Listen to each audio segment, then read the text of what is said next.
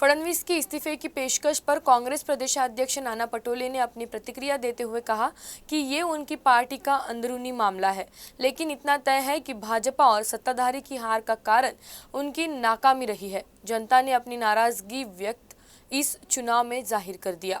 त्यांच्या पक्षातला प्रश्न आहे, त्याबद्दल आता मी प्रतिक्रिया द्यावी असं मला वाटत नाही। पण एवढंच आहे की जनतेने त्यांना नाकारलेलं आहे।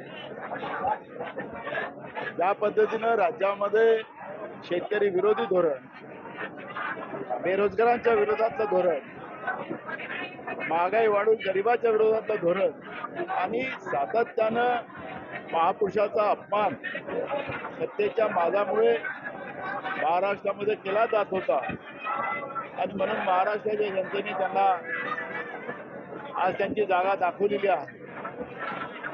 त्यामुळे त्यांनी राजीनामा द्यावा नाही द्यावा तो त्यांच्या पक्षातला आणि त्यांचा स्वतःचा प्रश्न आहे, पण जनतेने भाजपला नाकारलेला आहे महाराष्ट्रातून, हे त्याच्यातून सिद्ध झालं।